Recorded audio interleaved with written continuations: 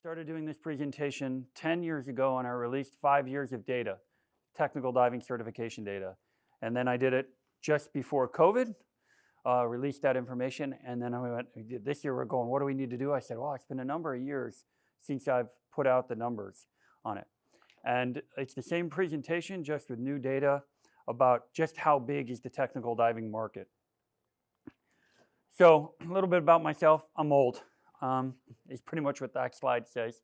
And my son is now my size, so you can tell me how big that photo was there. But I spent a lot of time in the diving industry and looking at numbers and understanding the size of it and understanding where the market's going and stuff like that. When I first started technical diving, we were cutting our own tables through Dr. Bill Hamilton. It's funny, Joel Silverstein was one of the people I used to dive a lot with. I now have his son in the room that I'm talking, he's working with, getting to do a project with us. So it's a big, been around a long time. A lot of people ask me, why do I do this? Why am I putting this out, this numbers? We have a policy. You ask a question at SDI, TDI, we answer it. It's that simple. Why would I do something like that? It's another policy. Insane honesty in the diving industry. This is insanity. Why would you actually put out the actual numbers that are out there? One thing it does, it surprises people. It says, well, you know, this is going to be something interesting because it hasn't been done. It significantly signals confidence. It builds trust, and that's the biggest reason why we got to the point where I decided a number of years ago to start putting out the data. Because there was a lot of information about how big a market is and how much it can be demanded. And there are a lot of businesses that were investing a lot of money into different segments of the business. And some of those businesses didn't fail. This is one of the things I wish the industry did a lot better of, is collaboration and sharing the actual data. Because if you don't give the actual data, you can't know where you were and you can't know how to move it and change that. So it's having that impact. And then it does a few other things. So that's why we're doing it. That's why I've done it here. These are the actual certification numbers. This is data. There's a name behind every single one of them. So let's look at them. What we're going to do. Common questions we get. What's the TDI's most popular course? Is technical diving growing? And which rebreather do instructors teach the most? Those are 3 questions people want to know. How the data is collected. All certifications are processed through our global database engine, our database search engine. So every certification, whether if there's an instructor right now finishing up a course in Thailand and they're putting in the record, the data immediately goes into the main database. All the members' input is in the same way. You all follow the same process. And the system's been in place since 2011. We imported a lot of that data from previous 2011, so we've got some really good information. I broke it up into a couple different categories. First off, I have categories, both open circuit and closed circuit for overhead, cavern, intro to cave, full cave, advanced rec. Open circuit, intro to technical diving, TDI nitrox, advanced nitrox, decompression procedures, helitrox, extended range, trimix, and advanced trimix, and also TDI side mount. And then in the other course categories, the service courses, the blender, advanced blender, O2 service tech, equipment service technician. 4 different categories there. And then CCRs, all courses are Unix specifics. We have SCR, air diluent deco, mixed gas, advanced mixed gas. I'm running a little bit quick here. Any questions on anything I've done right now? So let's get into the data. So you can see, since 2015, I've added the years prior to this. The technical market was growing and growing and growing. Obviously, what happened in 2020, the numbers grew and grew and grew. We had new highs at 2023, but then it started to decline again. Now, this particular set of data right here trends very similarly close to the DEMA certification data. How many of you are familiar with the DEMA certification data, the open water certification report? Anybody know what we're talking about? So what DEMA does is what DEMA does is there's a number of training agencies, ourselves, PADI, SNSI, and then NAUI used to, SSI used to, but their numbers are now kind of included in the data. But every single certification that is done, open water certification is done every quarter. Their first name, last name, date of birth, and zip code gets sent to a third-party administrator for U.S. citizens. And they show us how many total open water divers are done by quarter. The numbers track very similar to this, what's happening. There's a little bit bigger spike in 2023, but then it's now declining again for open water numbers. What's the percentage? Great questions. About 7% of every open water student takes a technical course. That does not include basic nitrox. Taking basic nitrox out of that loop. TDI open circuit certifications. Wait, what do I have? This is just the open circuit. So I'll go back. That's all certifications. Last year was 15,600. Just open circuit. 10,005 there. So approximately 2/3 of it is open circuit. Now, we have service courses and we have rebreather courses, which we can show you in a little while. These are the actual breakdown of courses. TDI nitrox 17,000, advanced nitrox 9,000, and you can see the top, then the courses ranked. In a 5-year period, 863 total people globally are trained in advanced trimix. It's not a lot of people.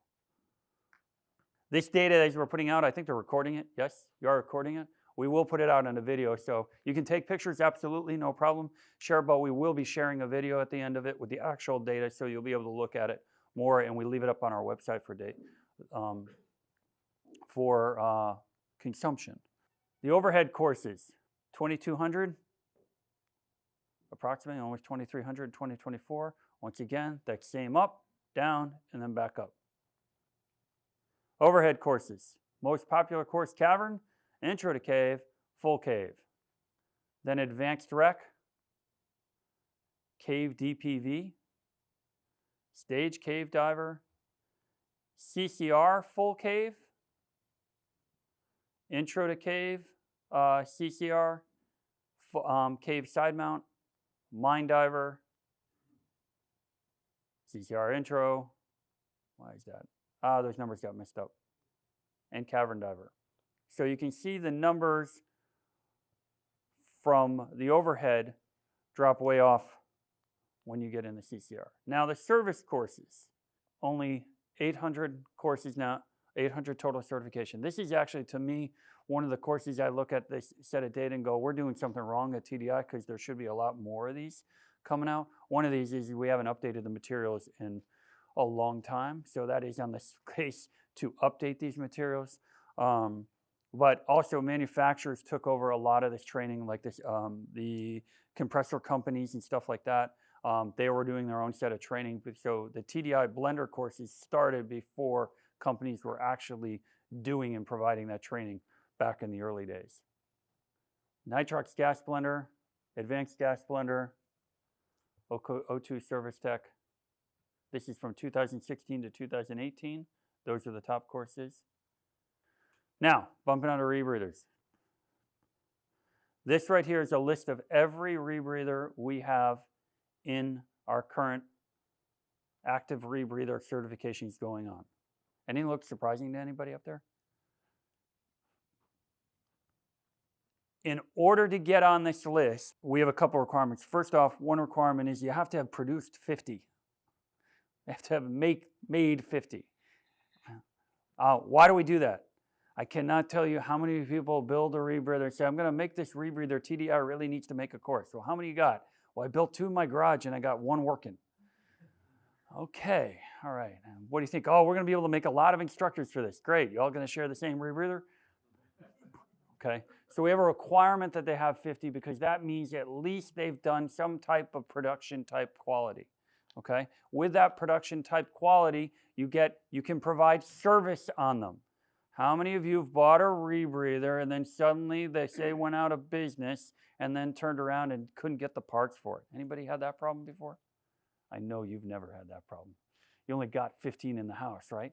The other thing that we do is we require them to have some type of personal, either professional liability insurance, not professional liability insurance, equipment manufacturer's insurance in place in the United States, or they have to have resources in the United States. And the reason for that is for product liability insurance, because when litigation occurs, if there's an incident, they always go after the manufacturer for improper build, and they go after the training agency and the dive professional for training on improper product.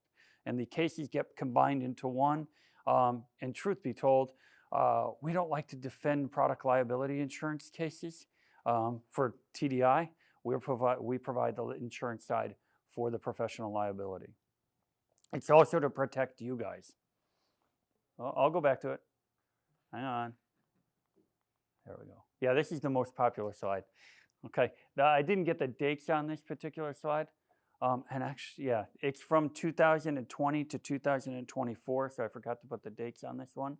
But you'll see the most popular rebreather taught is the JJ. The second one is Revo. Third one, SF2, Liberty, the AP products, KISS rebreathers, Triton, IQ Sub, the Hollis rebreathers, ISC, Dive-Right, and Poseidon. Now, a lot of people say, well, you know, what about the other people out there on it? Rebreather Form 4. Did anybody here go to Rebreather Form 4? Anybody? We got a one finger going up somewhere. A couple people did. Okay, Rebreather Form 4 that was held in Malta about 3 years ago. I think it was 2 years ago. I'm going back to it. That was the collection of basically all of the industry rebreather major companies in there. They did a survey while they were there. 68 or 65% of the people that attended that event were TDI CCR instructors.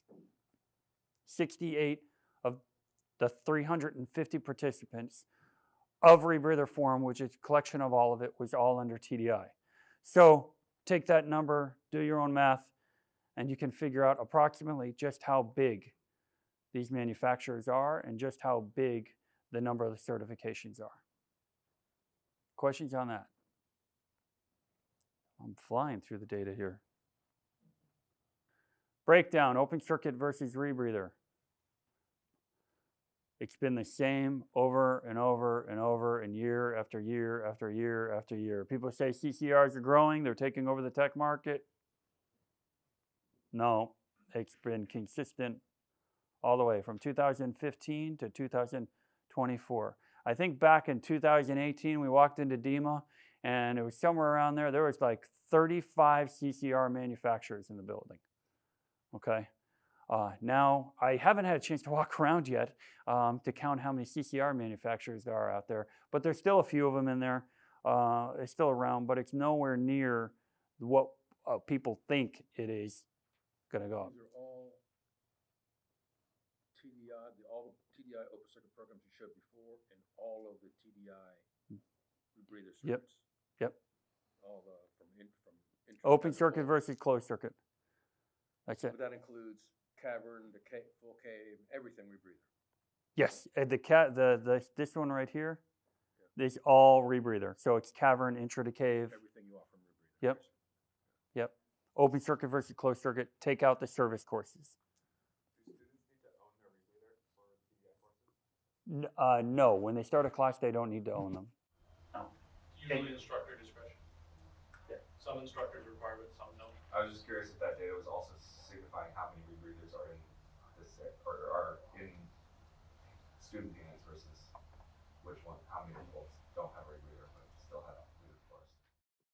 Well, I've heard all sorts of things. I've heard manufacturers say we produced 50,000 rebreathers, and I go, well, I don't know who's getting them. Okay.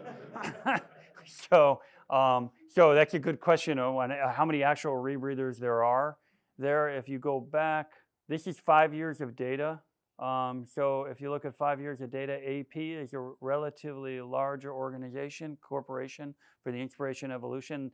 It's tailed off a little bit. Here with the number, but 791 certifications, that'll give you, you can extrapolate from there. They're not making 10,000 rebreathers a year. So from a size of it. And from a manufacturing standpoint, they probably have some of the best manufacturing that I've seen in the industry. There are companies that have produced lots of rebreathers. Not 10,000, but 1,000, and then that rebreather never really made it into market. One of the most successful rebreather out there was the Atlantis Dolphin.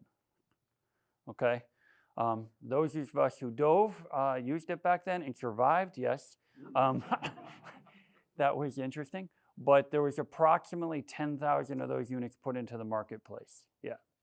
There were 6,000 into the marketplace by the time I entered. I was working for Uvatech in 1996, and in 1997, there was approximately 6,000 in the marketplace at that time. So, but you got to remember, Draeger was also creating the O2 rebreather for the military, so they had all the production set up. And it was the first rebreather to market, really mainstream into the market, and it exploded into the market. So, we don't teach many of those courses anymore. But we actually have one of those at SDI TDI, one of the old ones. Open circuit versus rebreather versus overhead versus service. So you can see the numbers stay pretty consistent all the way across. In this case, I broke out the open circuit overhead stuff, cave out of that, so you get an idea what percentage. So people say, is the data good, everything like that? Well, there's problems with it. First off, these are only TDI numbers. These are the only specific TDI numbers. I got an idea of what the other ones are doing, but it's not specific enough. So there's many other organizations out there. Some manufacturers in the CCR market work with other agencies more often. So for instance, I believe Poseidon does quite a lot with PADI, okay? So I know that our numbers on the Poseidon side probably aren't as big as what they're doing. It's better than that.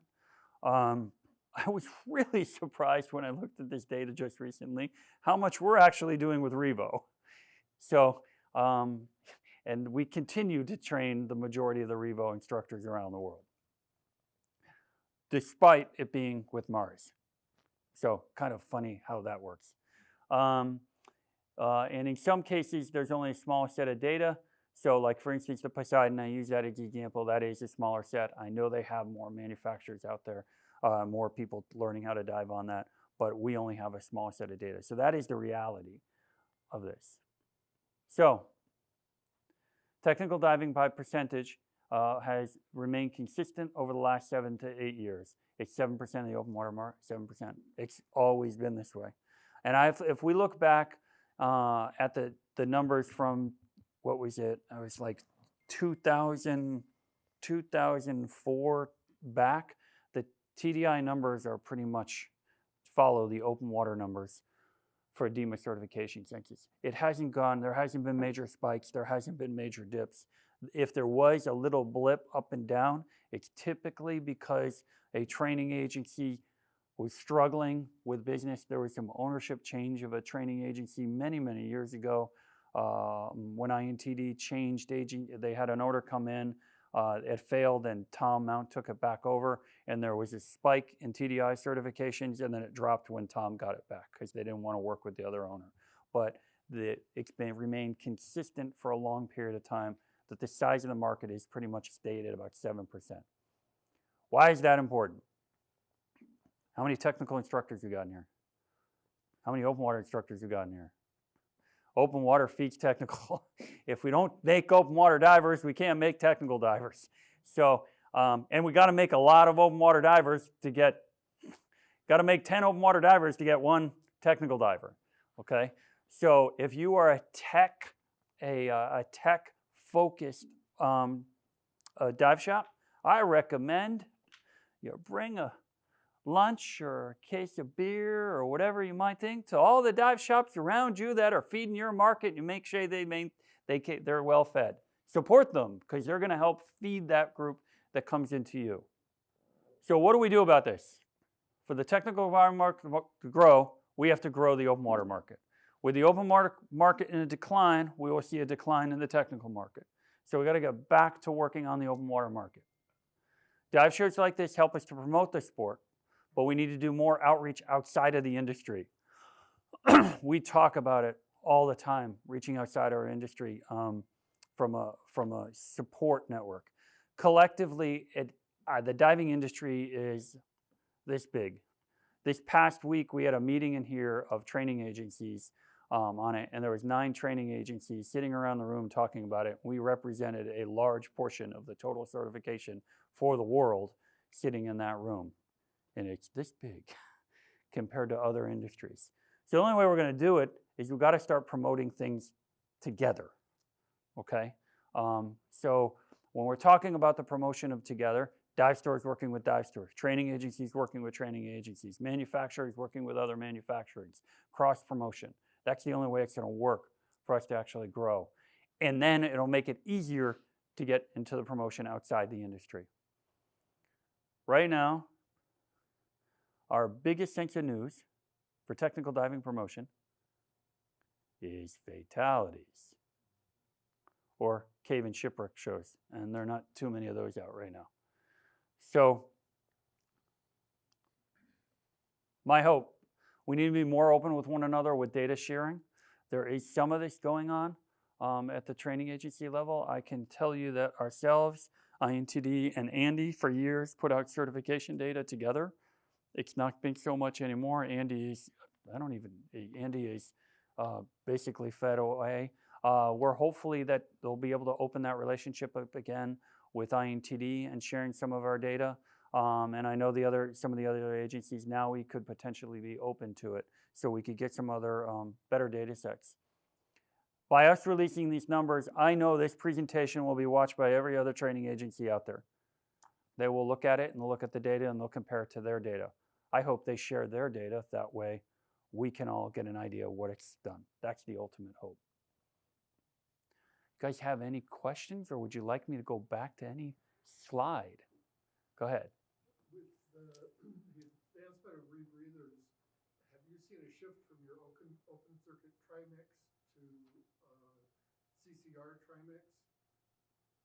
We have seen a shift in it just based on cost for trimix, for helium. Okay, there is definitely an impact there. I can tell you, when we talk to people about getting into trimix, we tell them start learning on a rebreather.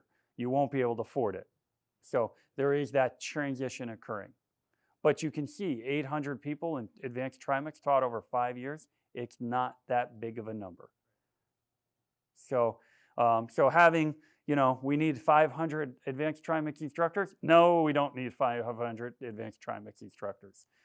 We need a few that teach a lot, on it. The most popular courses that we still see in technical diving, advanced nitrox and DECO, that is really the entry-level program, and there's thousands of them happening.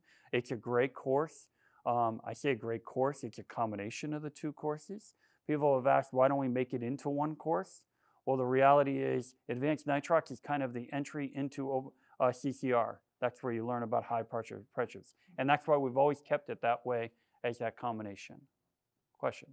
Going back to one of your slides and something you just said, advanced nitrox and DECO procedures are the two courses that people take together very often. So that 7,600, I think it was, on DECO procedures, how many of those were actually also in advanced nitrox? Probably a large percentage of it. Yeah. That's what people like and want and get the most out of. Yeah. The advanced nitrox course is the theory. It's the science behind it, okay? DECO is the equipment, the execution. So that's the way the two programs. The combo selling, that's an easy sell. Yeah. Do you have data on how much of this is for recreational and how much is for, let's say, research and scientific-based diving? That's a great question, and no. No, we don't collect on how they're executing on it. We did just launch our digital logbook on our app on it, and we're getting a lot of good data in now. But that is an absolute field we could add to it as a checkbox. What is the purpose of the diving stuff? That's a really good idea. That's when I used to do research a while ago. One of the walls that built up was around. I wanted to do certain dives that I was going to have to be technical diving, and the university was not going to do that unless certain things were met. And so, but getting over those hurdles might also help increase that 7% because then you could be having divers that are now being trained for scientific diving, and they can go a more advanced route. You can reel them in that way. Yeah, I absolutely agree with you. So I'm making a mental note to try to put that in. Actually, I'm not. Jason's plugging that into the tech stuff right now. It's a good idea. So yeah, I love that idea. I can tell you right now, we're getting with the logbook and stuff, Shearwater computers all tie into our app, automatically digital download. We just added Sunto. I heard rumbling that I think we have the ability to do Garmin yesterday. I know we were working on it, but we're trying to collect all that data in a central point so that we actually share data at this level with Dan for some of their research and accidents and incidents. So but adding what they were actually doing, the purpose of the dive, that's a great idea. So. What's the average deep depth of this trimix and this technical diving? How deep? I see some limits are like down to 330, but then I saw a record was at 1,000 feet. Yeah, what's the, what do most people deep dive? So if I just go off the basic courses on these things right here, these technical course right here, the limits on these two courses, which are the highest ones, the limit on this course is 150 feet, okay, here. So if you look at the majority of the technical diving is being done somewhere between 100 and 150 feet, okay? That's it, yeah. Now, there are extremes. There is absolute extremes, and they're pushing the limits, and they're doing stuff. You know, when I started doing technical diving, going into 200 feet was a big deal. That's a deco stop now.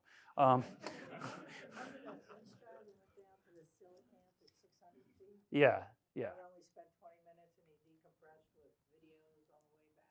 Yeah, there's all sorts of stuff. Yeah. So that's not as common to go for. No.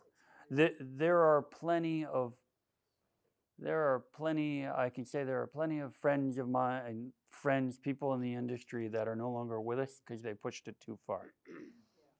So it is definitely that extreme. And with the case of rebreathers right now and the technology and the gas consumption that they're coming together, it's pretty awesome. How many of you are familiar with Deep.com? They're a sponsor of our party. Deep.com, they are building underwater habitats to be put on the bottom. The movie The Abyss is real. It's happening, okay? And they're going to have mobile units on the bottom. Interesting problem they have. They want to take lockout divers and put them on rebreathers in 1,500 feet of water.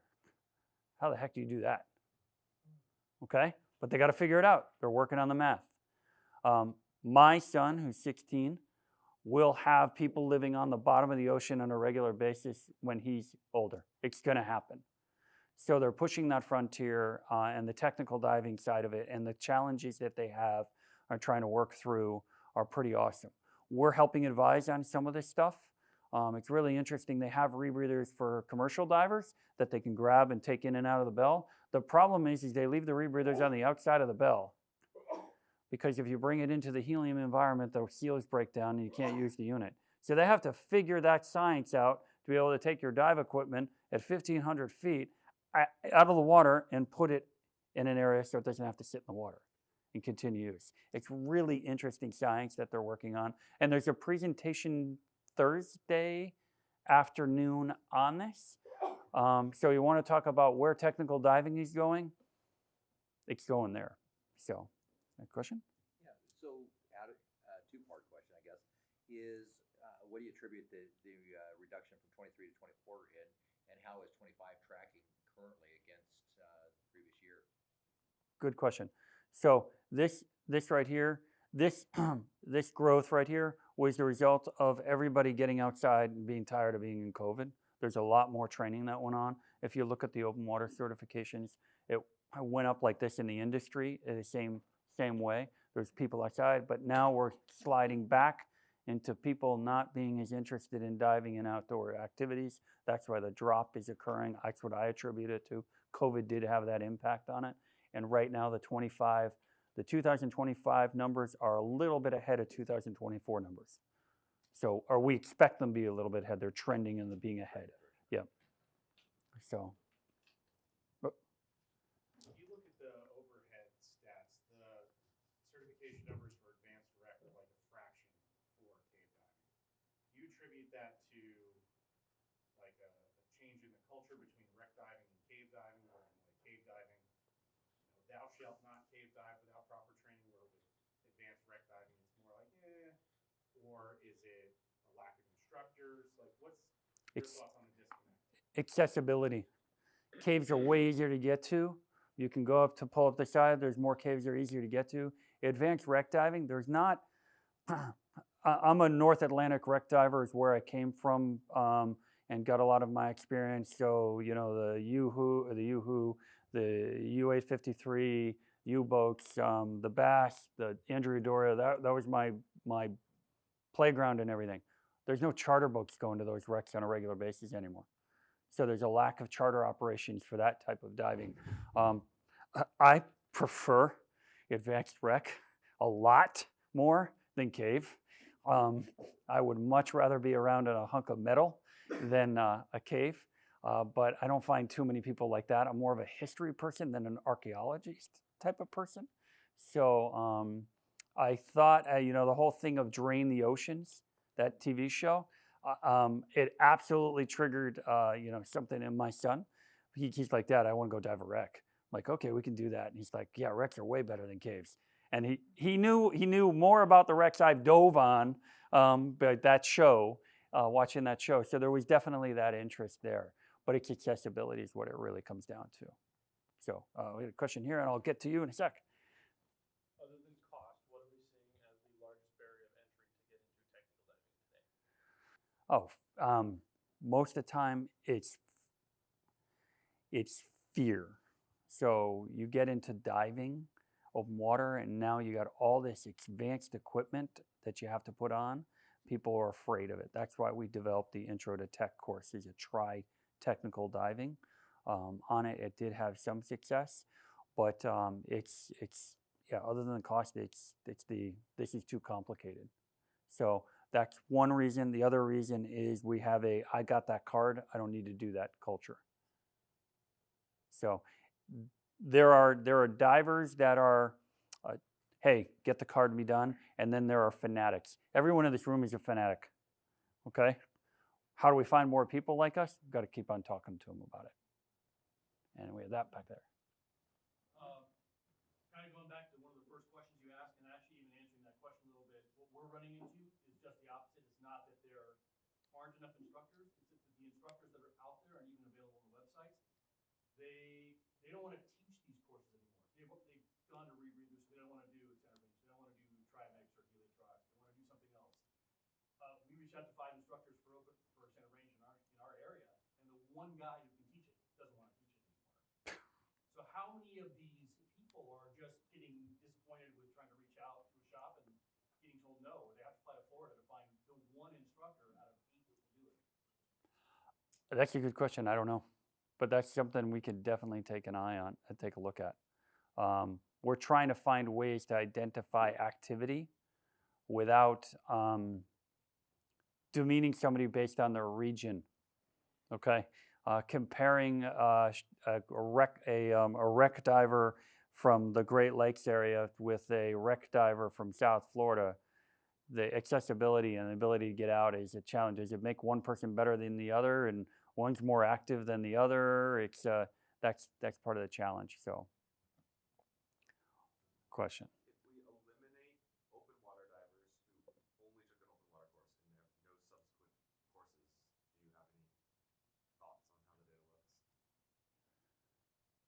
No, I don't, but I can figure, I've never thought about looking at it that way. What was the question again? The question, If you only look at the data of divers who took their open water and a continuing education class. I would say piggyback off of that, right? Like I know that I've heard statistics and things that said if we start talking about becoming an open water instructor in open water, that there are divers who take more specialties. I kind of wonder what would happen if we started talking about technical diving, right? Like when Benjamin presented the question to me and said, "Hey, do you want to be a technical diver?" I said, "What's that?" Right? So if we start talking about it and talking about what it is and the safety that it can bring, would that increase Also the numbers? Also the benefits, right? Yeah. Why would I want to do this? What is in it for me? What does it open up to me? It almost, historically, it feels like you're just sort of relying on divers to sort of come to an epiphany. Hey, I want to be one of these guys. But if that's not presented to them, most people would never get it. well, I absolutely, I agree with you that we can see the trend between, facilities that are really good at continuing education and those who are just focusing on open water. And the major difference is they talk about why you're learning about this. The gear is a vehicle to go see something, okay? The gear is why did I get into diving? Well, I wanted to go swimming with a dolphin, okay? I wanted to go look at that piece of coral, or I wanted to take picture, or I wanted to do research, or I wanted to be a Navy diver, or I wanted to be a public safety diver on that. You find out why they get involved at the entry level, at your entry level courses, and then you steer that conversation or that open water course to focusing on how they get there on that model. So I would ask divers all the time in technical training, well, I want to go dive the Injuradoria. I'm like, why? Because I want to go get a plate. Okay. You know what? Have you got $10,000 in 2 years? What? That's how long it's going to take me to train you to get you there. That's what it's going to take. And that doesn't include the equipment cost I'm going to charge you for it along the way. If you really wanted that plate, okay, go find another diver who's going to go get it for you. When you eat off those plates, it doesn't taste any different. Yeah, it doesn't. Yeah. So, yeah, that was years ago. Charter fees have gone way up, but yeah, true. But asking why they're getting involved in the sport, and then focusing your open water and even your introductory to scuba classes is a great way to impact those more people that want to get more involved in the sport. All right. With that, the presentation, I'm done with the presentation. I want to just say thank you for everybody attending.